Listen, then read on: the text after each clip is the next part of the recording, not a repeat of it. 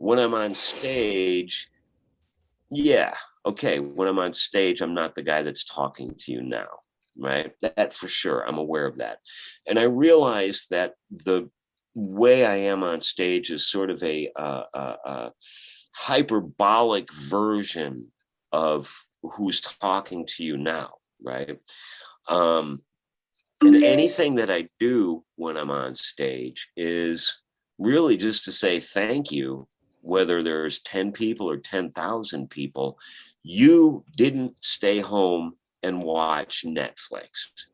You made today worth it that I decided to be a musician. So all of the jumping and the leaping and the breaking of things and all the nudity and the bloodshed and everything that goes along with seeing me play, it really just is a way of saying thank you. I realize I'm a service provider, and if you guys didn't make the effort to come down, I would be a pathetic clown dressed like an idiot. You know what I mean? So there's no room for ego. So one of the things that I've learned through doing this now for 35 years professionally, was that the people that come to the shows are your boss. In a literal sense, they're your manager, they're your publicist, they're your booking agent, they're your friend. The amount of people that I've made friendships with, like now that I'm facing this stuff with mom,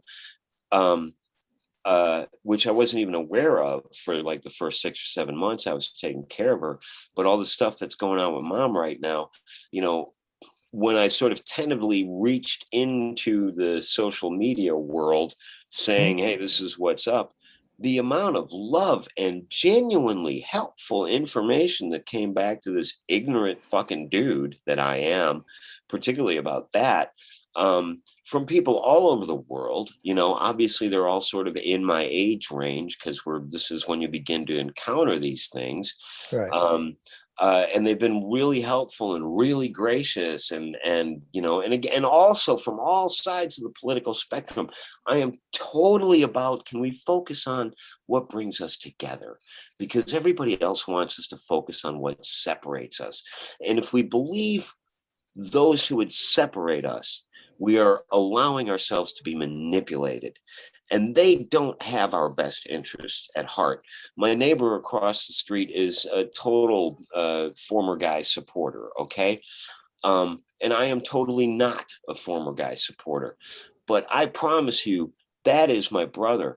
That is not my enemy. I need to distrust those that would make me think our problems differ, because my problems and my neighbor's problems are the same. It's those that would make us question whether or not we're in the same boat, that those are the people that you got to watch out for, right?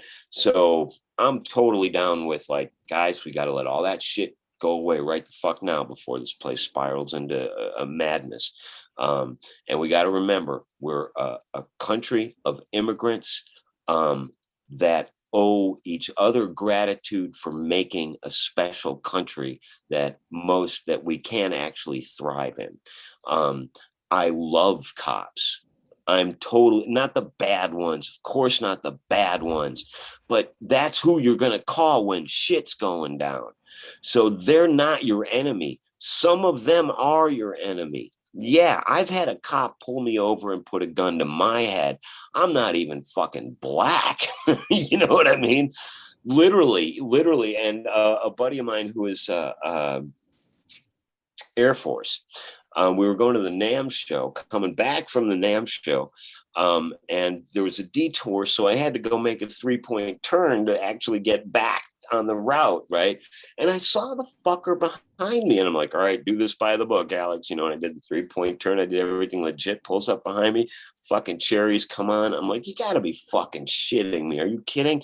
I couldn't have sucked this guy's dick anymore if he paid me. You know what I mean? And so I'm like, I don't believe this. And I still got an hour drive, and now this. And the next thing, and I see him walk up to the window, and he's got the fucking gun pointed at my head. I'm a little bit of a fatalist, and I don't care. I really don't. I love what I do, but if I get taken, I get taken. What the fuck ever, it is how it is. I don't have kids, so there's not that much to lose. And I looked to my left, I was driving, and there's the fucking gun pointed at my head, right in my head. Now I'm pissed now. Now I'm in a bad fucking mood. And I say to the cop with the drawn gun held in my head, and my buddy Jerry Harris, he was the Air Force dude. He was sitting in the passenger seat. He's like, Alex, shut the fuck up, shut the fuck up, shut up, shut up, shut up, under his breath. I'm like, are you kidding me? You walk up to my car with a gun drawn?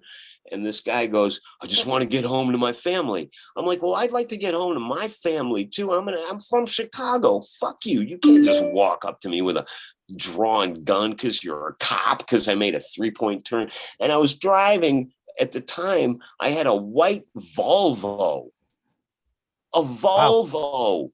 Nothing says gangster hood rat more than a white S80. You know what I mean? I'm like, give me a fucking break, dude. Seriously, what are you going off of here? Everything was intact. The plates, the insurance, everything that came up on the screen, it was all totally legit.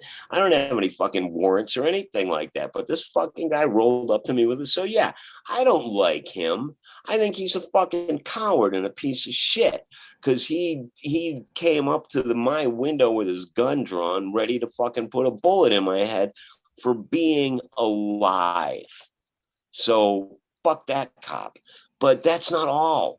That's not all of them. There's cops out there that see abandoned dogs chained to fences, that take that dog home and give it a second chance.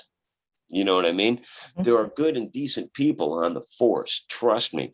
And the same thing with our soldiers and our military. My thing is, I hate the war. I love the warrior. I hate the war. I love the warrior. These are decent, honorable men and women that shouldn't be put in that position. And it fucks with them, and it changes them, and it makes it hard to come home. And I know a lot of these guys. I mean, a little bit of the backstory. So, those jams that were going on in LA for a while there pre-pandemic. Mm-hmm. So there was one at the Whiskey called the Ultimate Jam Night. And then there was one at the bowling alley Lucky Strike called Soundcheck Live. And it used to be one team, and then they broke into factions, and then the bitterness and the weirdness started. Anyway, so me and Johnny Martin and Ace Von Johnson were always kind of the square peg in the round hole of that, right?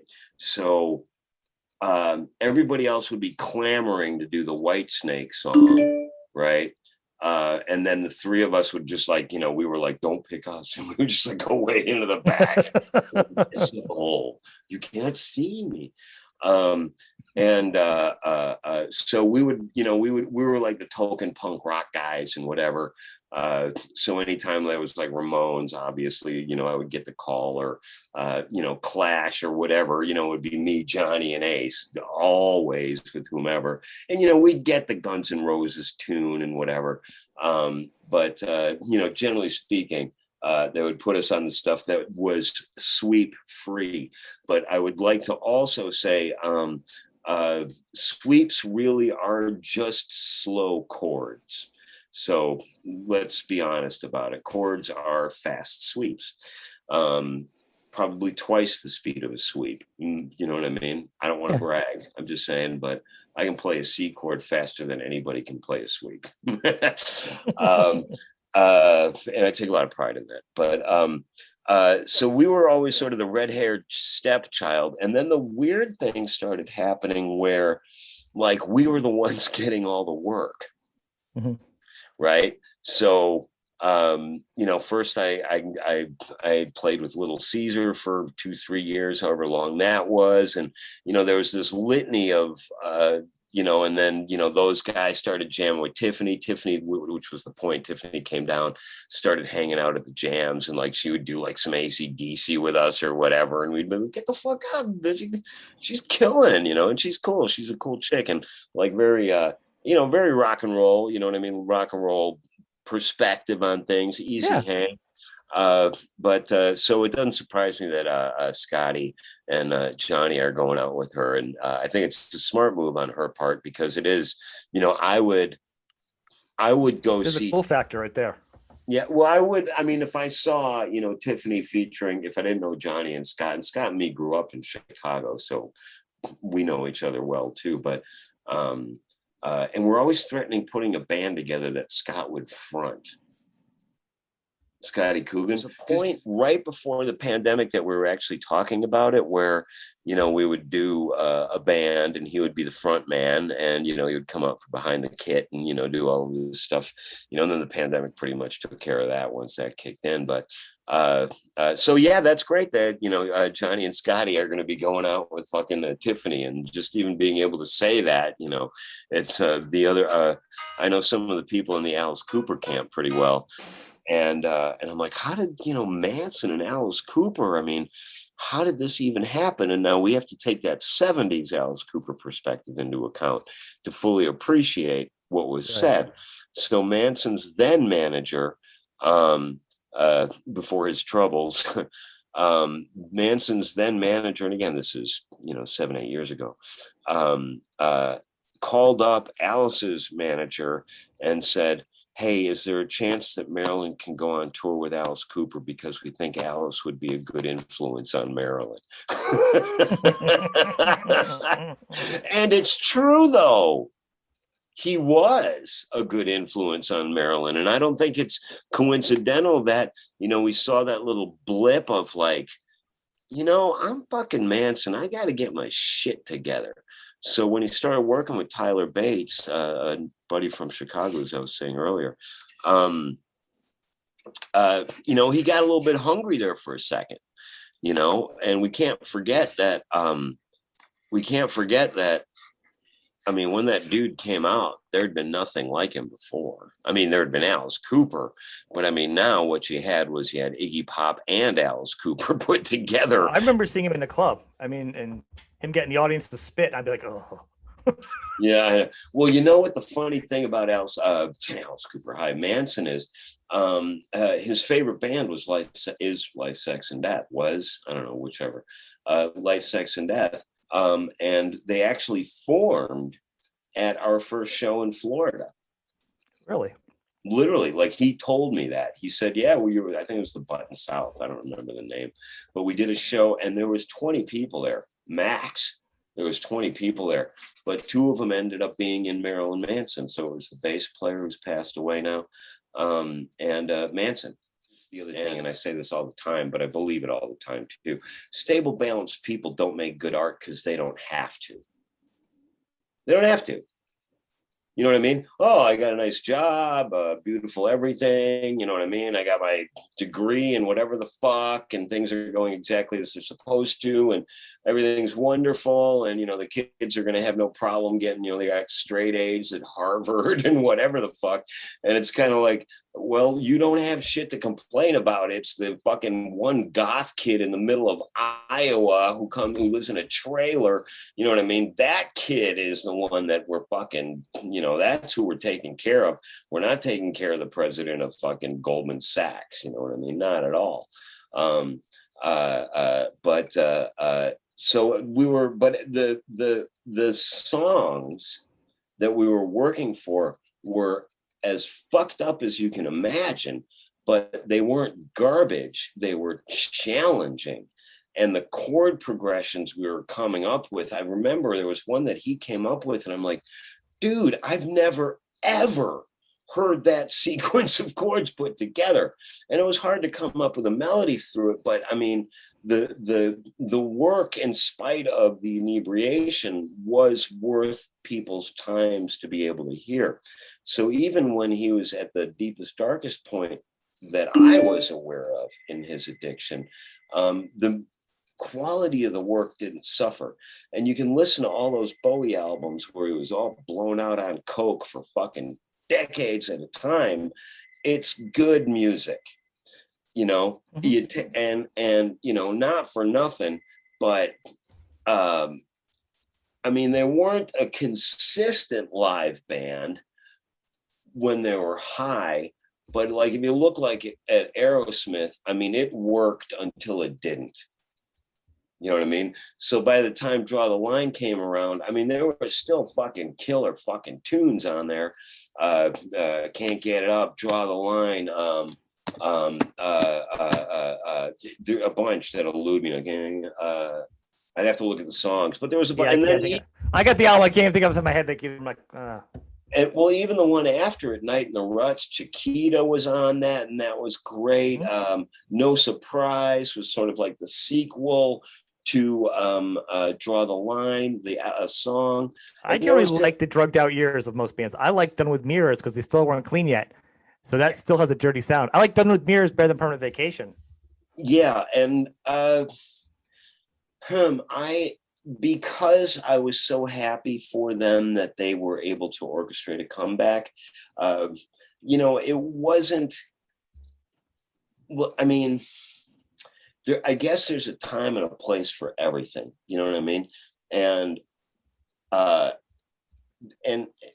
they can still try to make great music when they're sober, but you're not, and I think there's a more primal fundamental level that we're dealing with, and that's when you're first starting out and you don't have a family and you don't have kids and you're 25 or whatever the fuck you are, you have nothing to lose. And all you've got is the belief that you have stupidly or accurately in the band that you've made, right? That's all you care about at that point in your life. And so those records feel that way because it is life or death. It is all or nothing. It is, I am gonna be heard. And then as you go through things, which is why it's good that I've never made it, frankly, because at least the ideas still aren't from the place of like, oh, I'm going to drive my Porsche down to the air-conditioned studio and then I'm going to play my $70,000 guitar through my $1 million amplifier made of that coffee that they get from monkeys in the Amazon or whatever the fuck, right? You know, it's literally what's left of the one of my guitar heads is an old Venom head from the band Venom. Yep. It's a Marshall 800, and then I actually got that in England when I was living there with my band Anti-Product, which was my post-life sex and death band. Yep. Another band that was as influential as it was not successful. And it was Anti-Product was also, I mean, we invented fan funding in 2000. Okay. We were fan funding in 2000, but then it wasn't referred to as fan funding. It was still called begging by the same people that quit the music business in 2002 when everything changed, while Anti-Product was still hanging on and doing okay.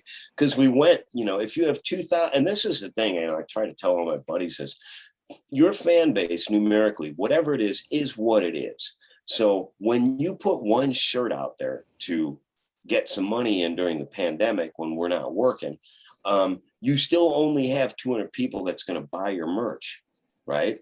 So you can't sell the same shirt to 200 people 5 times. So what do? You sell 4 shirts to the same 200 people. And if they understand your music and they identify with you and you've been a good service provider, because they're not going out, it's a fucking pandemic, you can then actually have money for food and rent and whatever, because the dynamic of the relationship between the musician and the fan has changed. And if you don't, and the fan in quotes, right? If you hold on to the old paradigm, meaning I find it a little bit of a derogatory word, but the fans in quotes are the only reason I'm able to do what I've been doing for 35 years. Without them, I have nothing.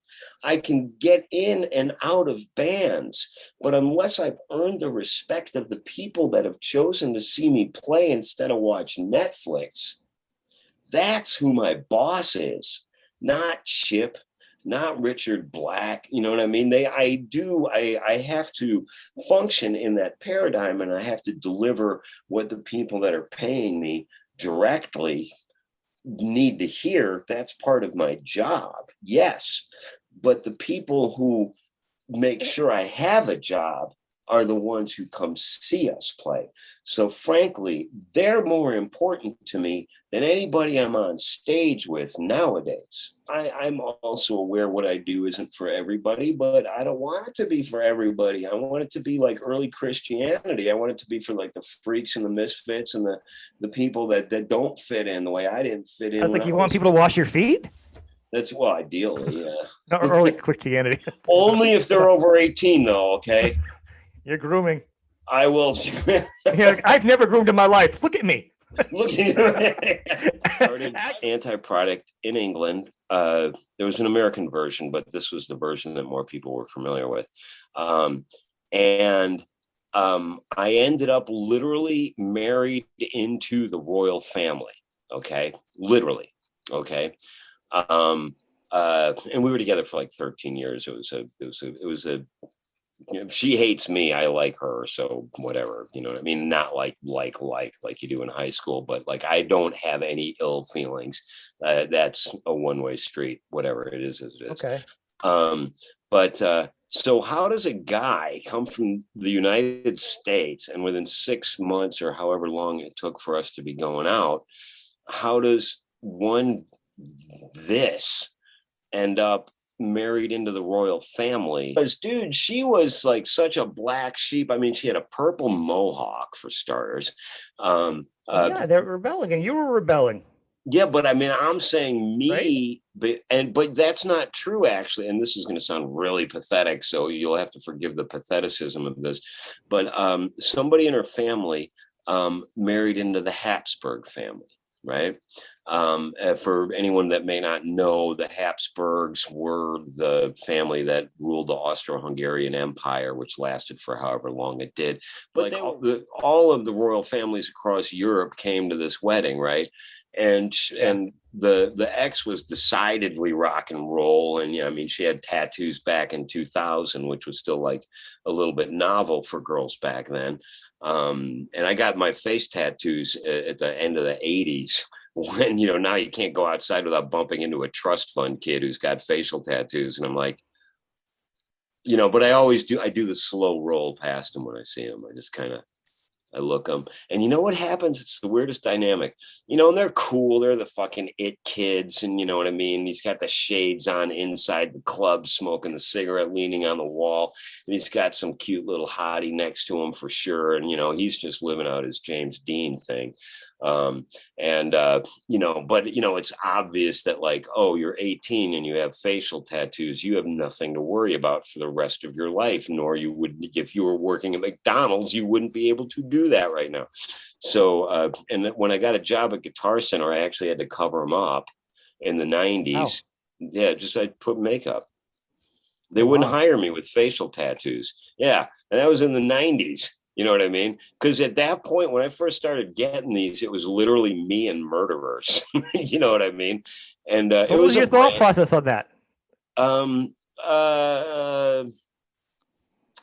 It was branding. It wasn't a term yet, but I wanted to separate myself from all the other guys who had blonde hair and played guitar.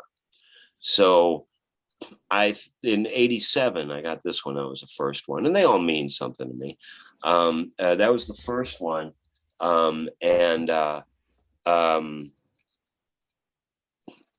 You know, I never regretted it. Maybe there was one night that I regretted it and stuff, but you know, I wanted to be different than anybody else that did what I did. So I went for the facial tattoos. And it was still, you know, a pretty crazy thing then. But, you know, and now I go into Guitar Center, you know, 15 years later or whatever it is. And I'm like, they all got fucking face tattoos now.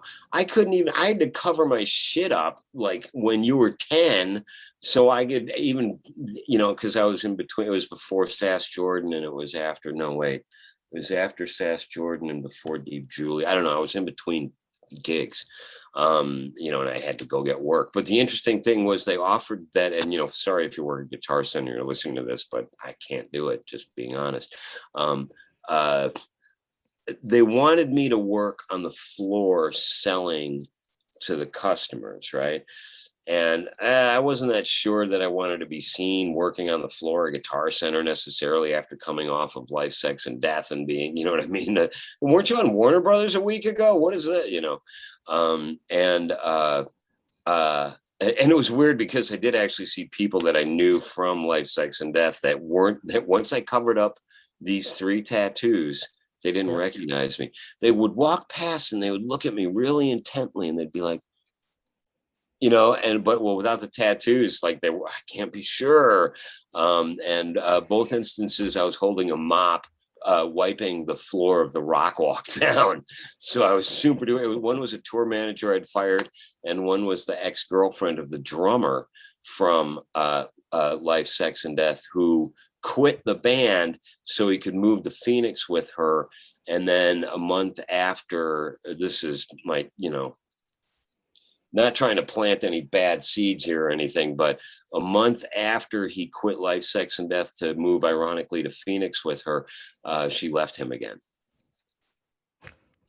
You're not the guy I fell in love with. No, I'm the guy you turned me into.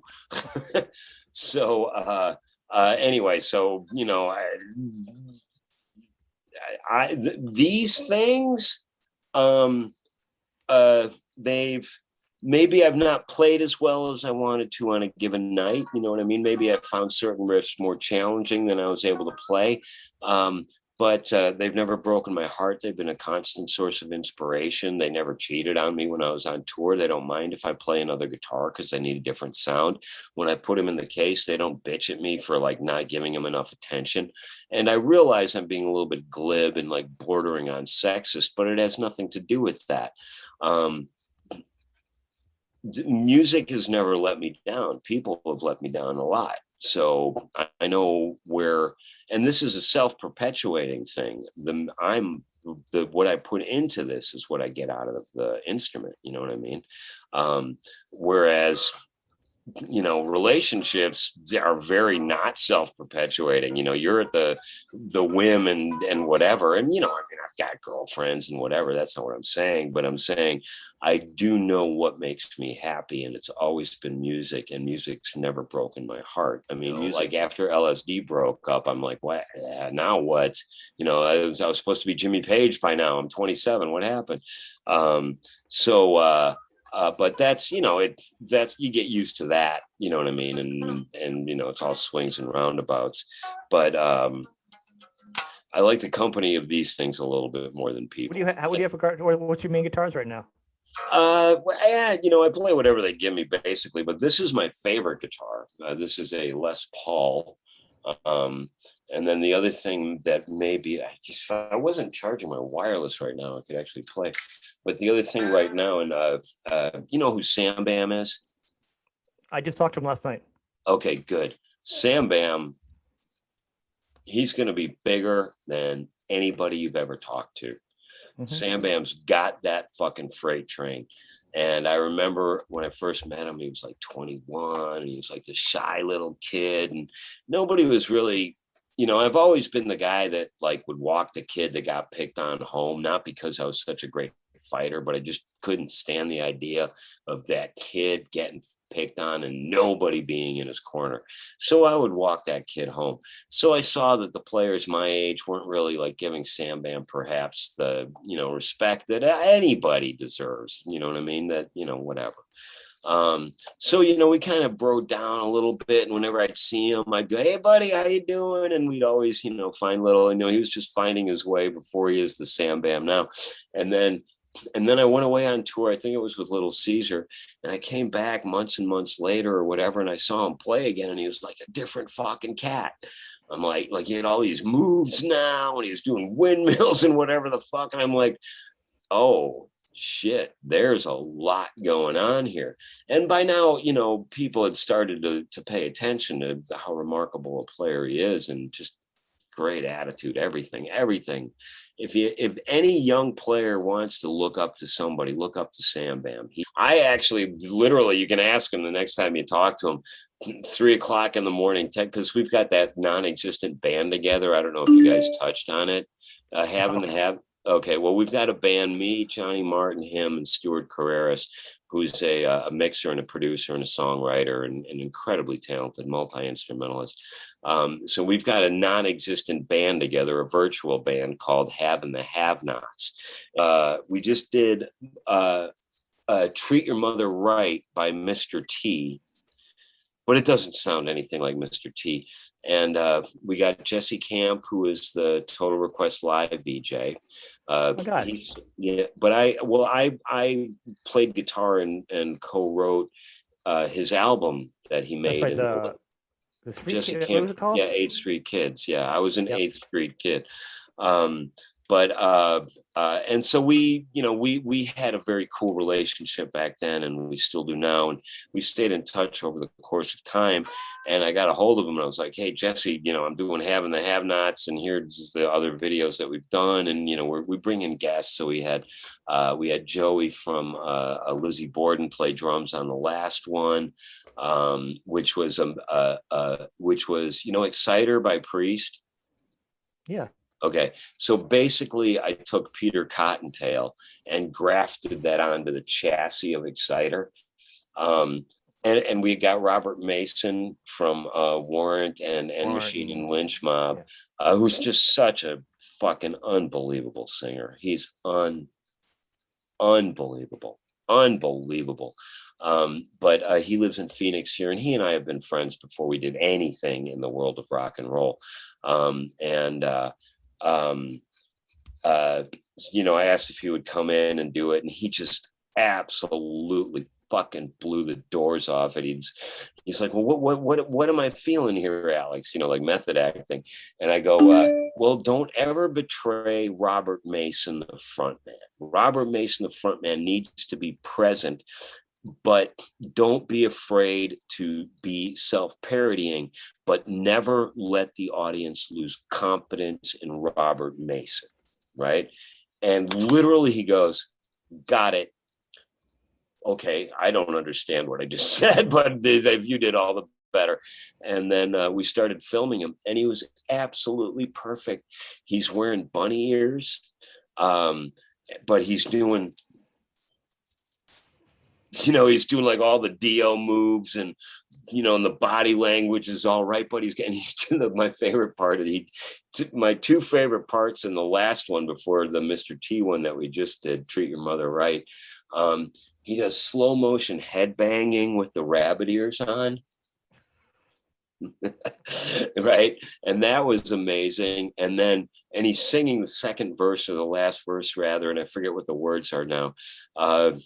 But he's all serious, but he's got the bunny ears on, but he's making the face, and he's, here comes Peter, up and down, and then he just out of the blue, but he's doing all the the Danzig Dio things, and the hand gestures, and doing it all right. And he sings the line, hippity hoppity Easter's on its way, and he literally just hops off the side of the screen.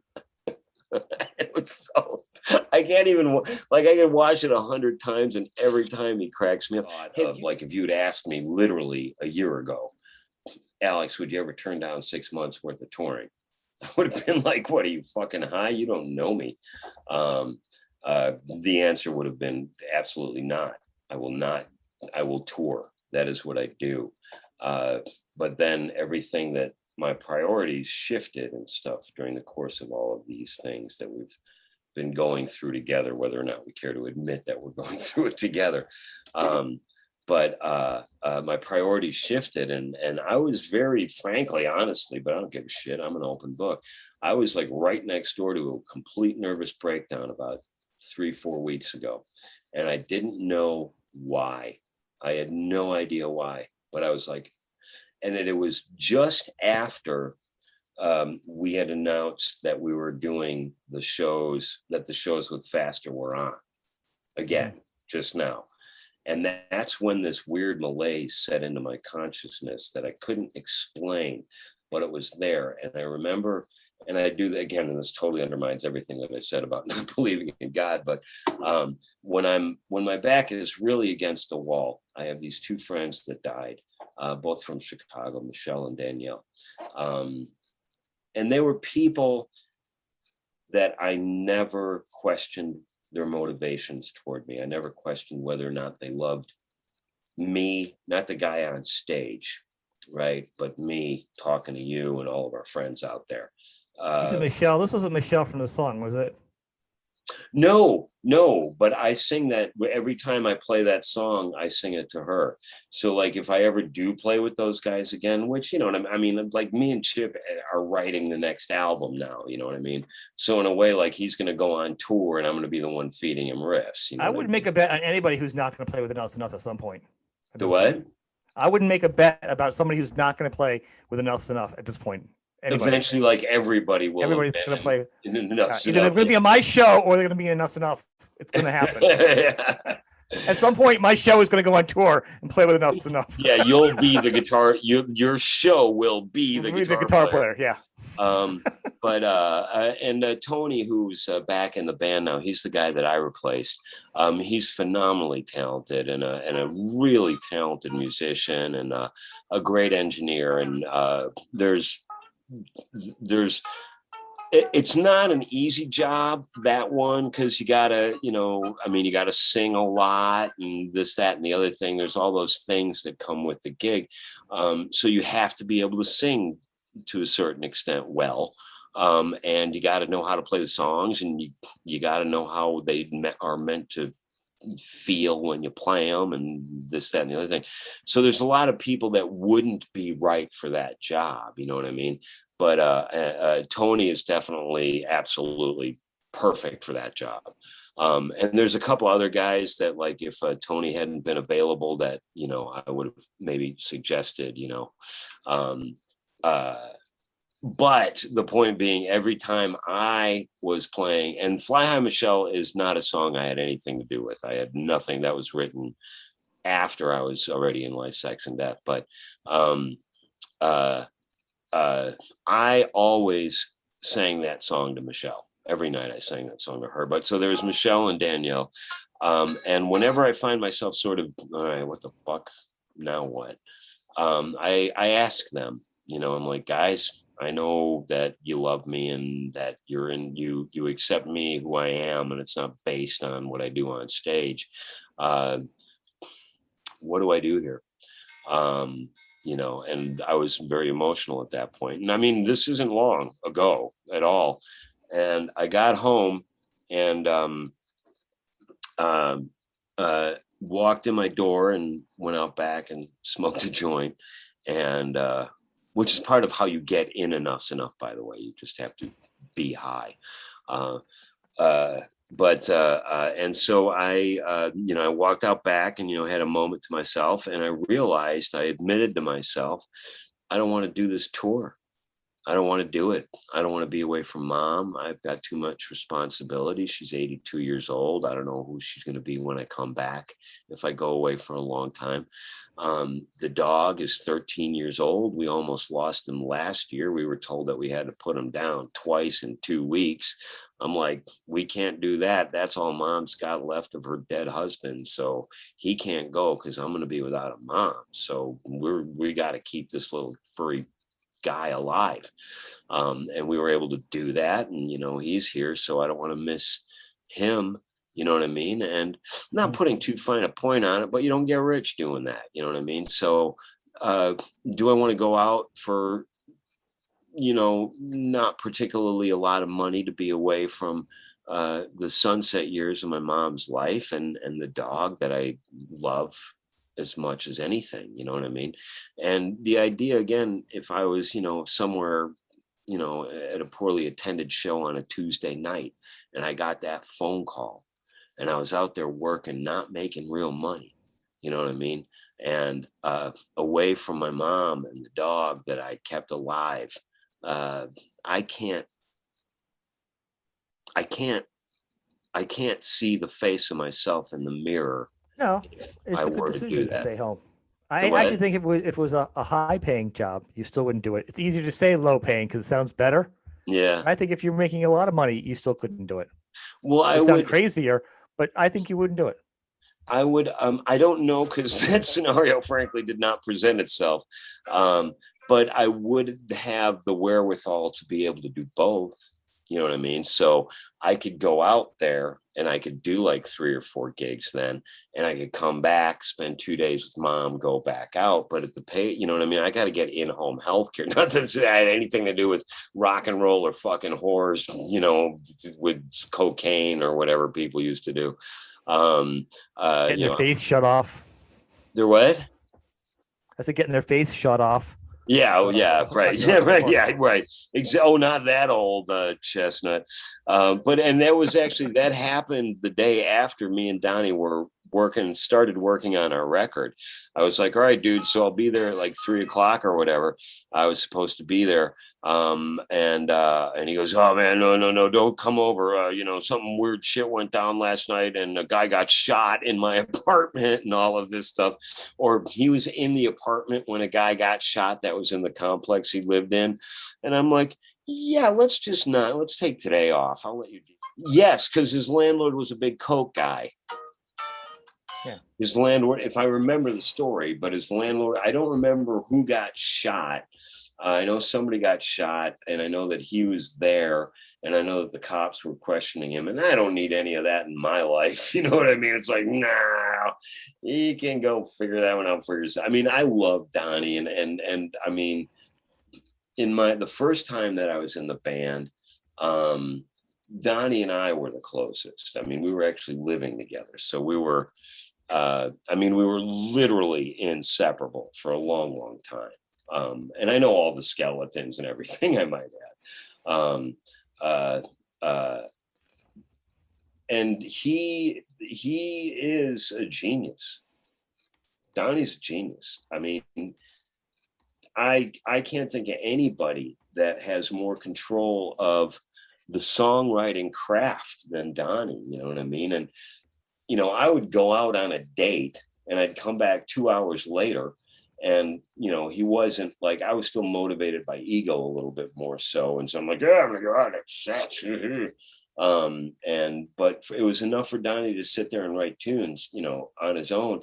And I would go out for 2 hours and I'd come back and he'd have like 3 fucking songs done. Like, and good ones, not garbage, you know? And immediately I'd be like, holy fuck, I'm such a wannabe. I can't believe it. Like this dude wrote like 1/3 of an album in the time that I wasted would have been better spent to work on music than just like, but I was like a super shy kid.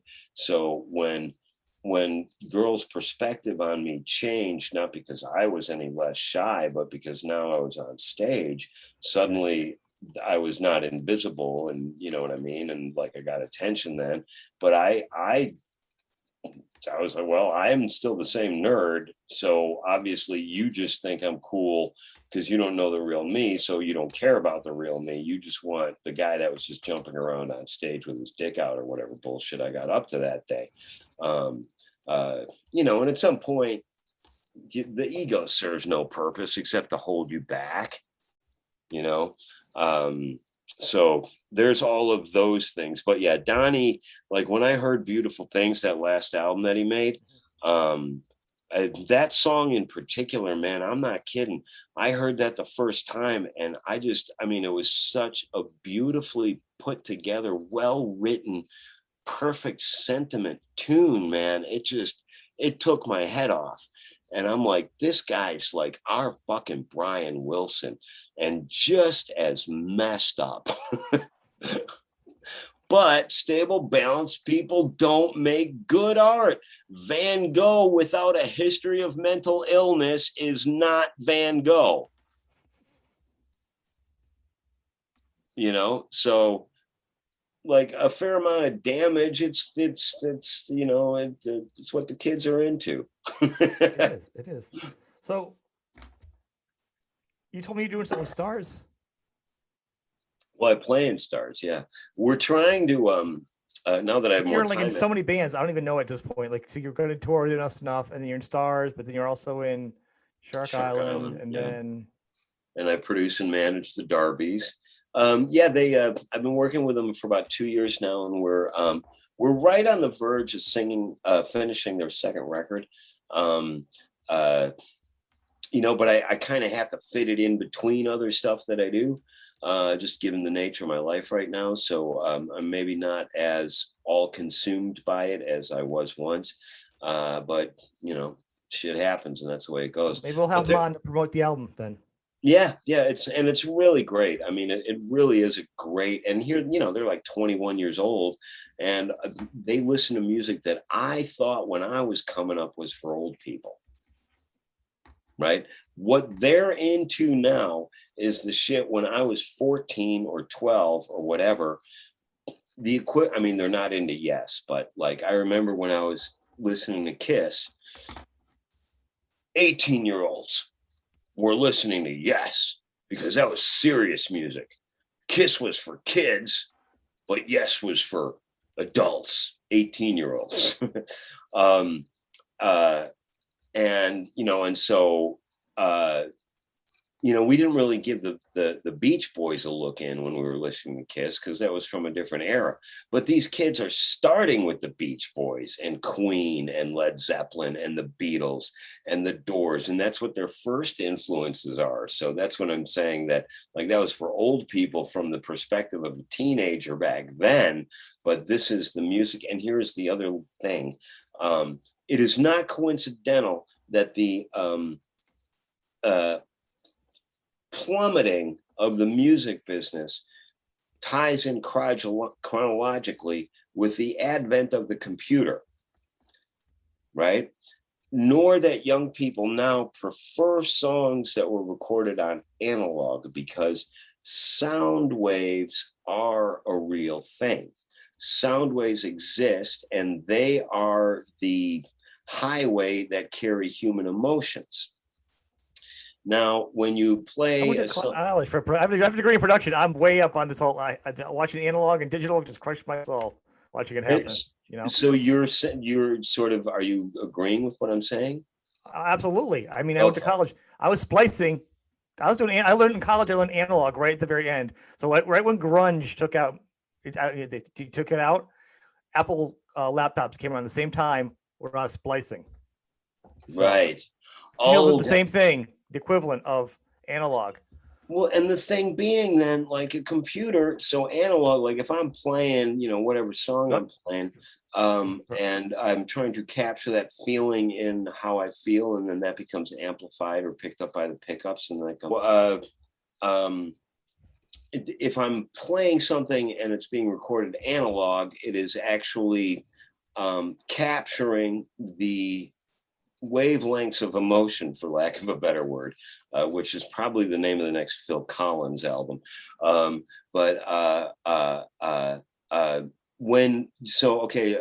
song, okay, whatever. So, okay, and then the computer takes that information and goes, human sorrow, 10001. Well, no, it doesn't work like that. You know what I mean? It's the waveform has the emotion, not just the sound. So when you're recording analog, right. Well, then they'll squash it too, and then you're gonna, exactly, yeah. And then they go crazy with it, and then you can't squash it enough where it just literally sounds like white noise, and it ends up as an MP3. And some people still insist on spending $500,000 to make a record, where it's like it's going to end up as an MP3, and you're going to squash the fuck out of this in mastering. Could you imagine if they did digital for Pet Sounds when it first came out? If it was, could you imagine? It wouldn't have happened. The world would have been different. God only knows recorded digitally. Right then a lightning bolt should hit me. You know what I mean? And that's the perfect example. And sort of as an ancillary note, have you ever heard the mono version of both Sgt. Pepper's and Pet Sounds? Sgt. Pepper's, yes, and I think most of Pet Sounds. See, I listen to Yes and I listen to Kiss. I listen to everything. So okay, yeah. It took me a while. I didn't get into Yes until Drama.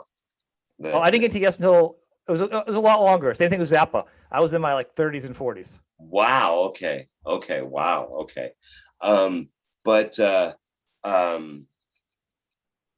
was the analog? Was that what we were just talking about? Well, and that's also why I believe that kids are going back to the analog stuff, because they actually no, it was about the stereo versus the mono versions.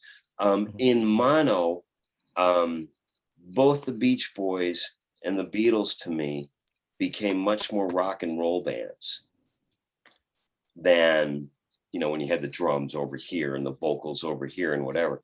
When it all just came at you like a herd of elephants and whatever, both of those records to me were much more rock and roll than I had thought that they were previously when I heard everything all separated out and stuff. Really? Yeah. Oh, absolutely. I do. Sergeant Pepper's in particular. I met Rick Nielsen and I met Gene Simmons, and you know, and while I see that they're very unique and strong people, you don't miss them. You know what I mean? You know that they're in the room. Both experiences, you know, I found a very, very humble side to Rick Nielsen in spite of everything, and a very humble side to Gene Simmons, you know, like all his work with Wounded Warriors and stuff like, you don't hear about it or whatever, but I mean, he's definitely very, very proud of this country, you know, the United States. And you can see stuff on YouTube, and you know, he's blubbering about how much he loves the United States, and it's totally meant. And I didn't know there was that side to him, but you know, he's giving hundreds of thousands of dollars every year to Wounded Warriors. Love the warrior, that, because you know what, there's a lot of people that don't, and they were just doing what they had to do at the time. And you know, everybody should be held accountable for misdeeds. I never think otherwise. But you know, there's a lot of good people that went to war and were changed. Elon Musk, you're worth, first of all, nobody should be worth $180 billion, because the rest of us, for money to have any value, it needs to be finite. And if you got Bezos and you got Musk taking, I think there's $14 trillion worth of money on Earth, right? Something like that. And then the debt exploding factors into that as well.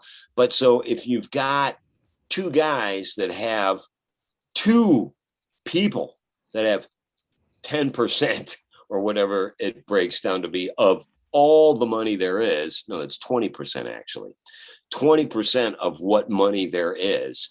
Well, that doesn't leave as much for the 80% for the rest of the 8 billion of us.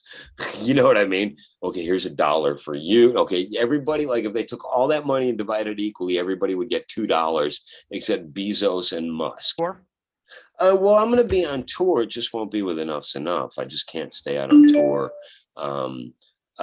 with one band for the entirety of 3 months. What can people do to support you? Like I'm saying, because get a hold of me, and buy my merch. I've got, yeah, I mean, that's what you can do. I don't have a store.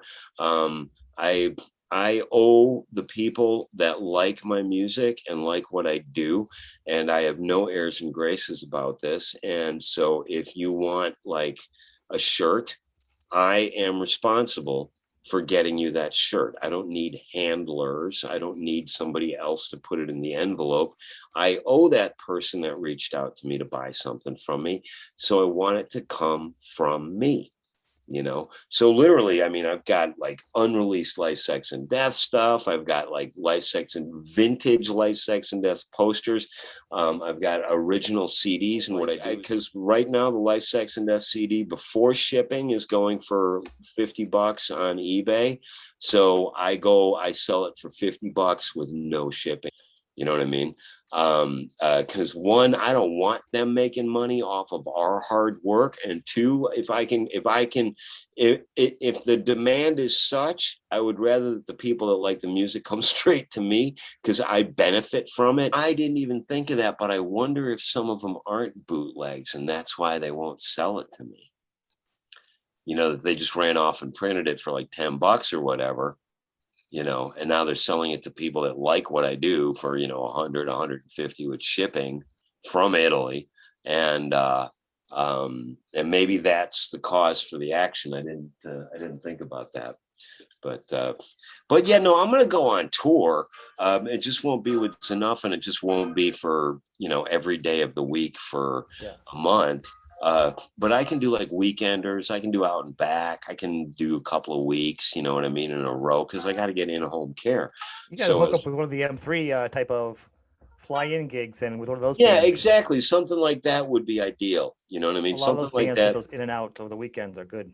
Yeah, exactly. And then, you know, I can come back, I can take care of mom during the week. So, you know, that's definitely what I'm sort of in the short term aiming myself at. Whether or not it happens, I can't attest to, but a gig like that would be ideal. You know, and you know, we did all those songs that made up the first two albums, and you know, and then I started Life, Sex, and Death, and you know, that has its following, and you know, and then I've played with all the Living Ramones by now, and Shark Island. I produced it and played guitar in it, and you know, and we just got a record deal. So you played with Richie and you played with Marky, huh? I played with CJ, Richie, Marky, and Clem. We did a couple of shows with Kip when he was doing his stripped down thing, not the rock band, not Winger, the rock band, but his solo like, stuff is really good. Yeah. Yeah, and like there's a dude with a suitcase playing drums, or a suitcase made out of drums, and him on an acoustic guitar.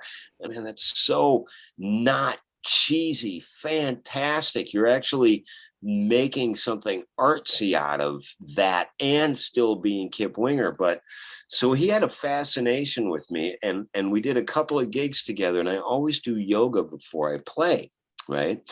And so, like, he saw one show and he was kind of like, oh, I want to find out about this guy a little bit more. And so we were hanging and talking and blah, blah, blah, blah. And then we had another show that we did together. And now we're bros, you know what I mean? We've actually, you know, spent time being real with each other. And we were opening for Vince Neil, and he was playing on the bill as well. We'd already become friends at this point, and we'd, you know, hang out and tell stories and whatever. But he didn't know that I did yoga before every show, right? It's a little bit of an intimate thing. You're there doing your downward dogs and your warrior threes and everything. But he walked into the room, you know, just as I was in mid whatever I was doing, you know, doing my intimate pre-gig yoga. And Kip looks at me and he goes, so you do yoga, huh? Yeah, I do.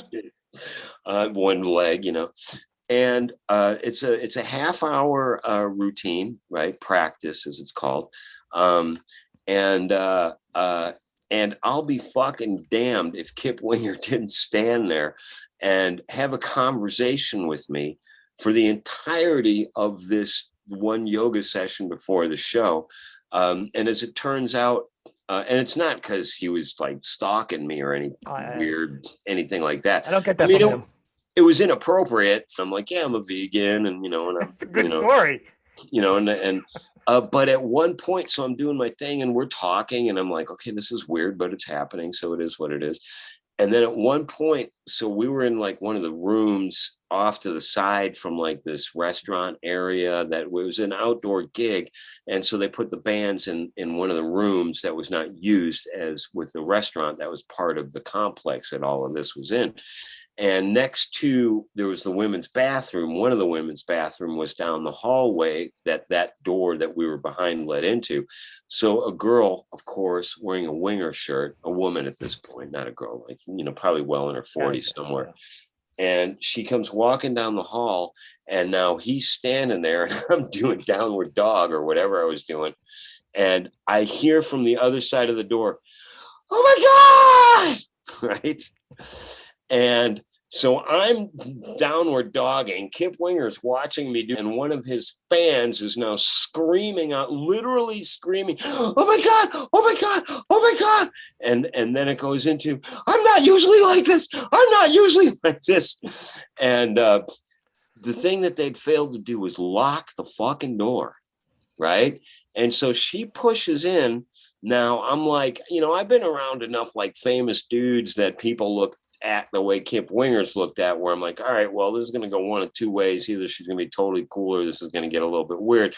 And, you know, I'm the guy who walked the guy home from school that got picked on. So there's no way I'm not going to try to, you know, at least make sure that the situation de-escalates, right?